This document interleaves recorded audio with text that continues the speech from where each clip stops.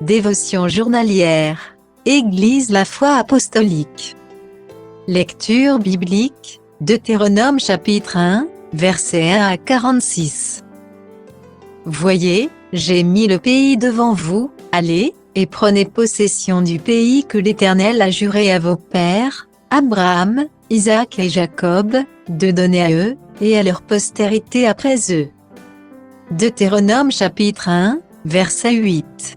Après avoir vécu dans la même communauté pendant plus de 30 ans, ma famille a déménagé dans une autre région. Il y avait beaucoup de nouvelles choses à contempler. Nous avions une maison différente, des écoles différentes, une église différente, et même des conditions météorologiques différentes. Ne sachant pas combien de temps nous vivrions dans la région, nous avions décidé de voir ce qu'il y avait à voir, pendant que nous en avions l'occasion. Avant même d'être complètement installés, nous avions commencé à poser des questions concernant la géographie, les événements, les activités, et les sites spéciaux que nous devrions examiner. Sans tarder, notre famille avait commencé à vivre des choses merveilleuses. Nous avions visité d'énormes arbres, marché sur des plages impeccables de l'océan, admiré la vue panoramique depuis les sommets des montagnes, mangé des plats délicieux, et rencontré de nombreuses autres merveilles passionnantes, simplement parce que nous avions profité des opportunités qui s'étaient offertes à nous dans la nouvelle région. Depuis ce temps, notre famille avait déménagé à plusieurs reprises. Dans chaque endroit, nous nous efforcions de voir ce qu'il y avait à voir, pendant que nous en avions l'occasion. Nous avions eu de riches expériences et pourtant, une question me vient toujours à l'esprit, pourquoi ceux qui vivent à ces endroits, tiennent-ils ces choses merveilleuses, pour acquises et n'en profitent pas? Comment pourrait-on vivre à Paris, en France, et ne pas apprécier la vue depuis le sommet de la Tour Eiffel?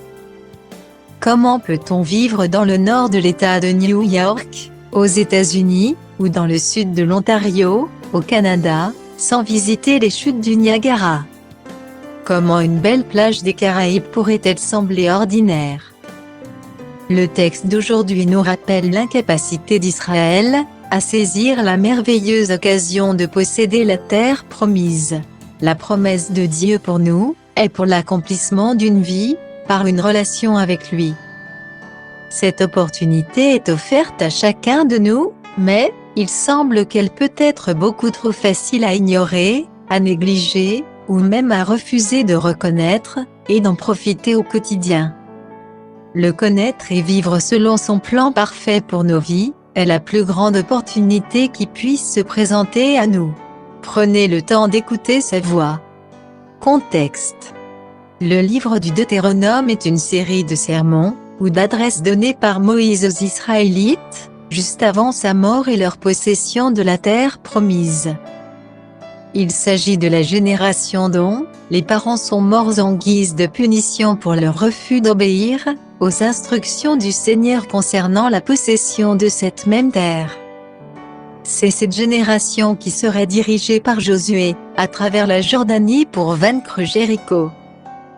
Israël avait fait une alliance avec Dieu sur le mont Sinaï, Horeb, voir Exode chapitre 19 à 24. Le début de l'alliance concernant la possession de ce pays, était avec Abraham, et est enregistré dans Genèse chapitre 12, verset 7. Moïse rappelle à cette génération, la garantie de l'alliance initiale avec Abraham, en tant que nature contraignante de l'alliance établie avec eux au Sinaï. Exode et Lévitique se concentrent sur Dieu donnant la loi à Moïse. Deutéronome présente Moïse, racontant et rappelant à la génération suivante, la nature de l'alliance de la loi, et son application pratique, en particulier lorsqu'il entre dans la terre promise. Cette première allocution de Moïse se poursuit à travers les 4 premiers chapitres du Deutéronome.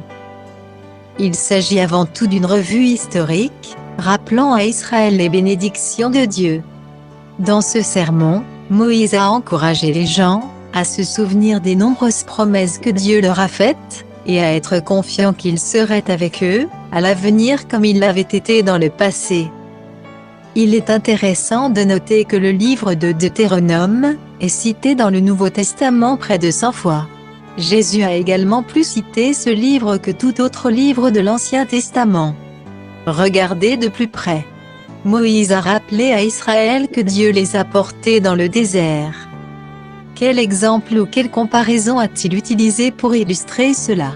Pourquoi pensez-vous que Moïse a parlé à la nouvelle génération d'Israélites des instructions de Dieu aux 12 espions qui ont exploré la terre promise? Que pouvez-vous faire pour éviter de rater les occasions que Dieu vous a données de vous rapprocher de lui aujourd'hui? Conclusion. Quelle promesse ou opportunité Dieu vous a-t-il donnée aujourd'hui? La posséderez-vous, ou vous la manquerez? Remerciez Dieu pour sa promesse, et décidez-vous de voir ce qu'il y a à voir dans son royaume. Bonne journée à vous.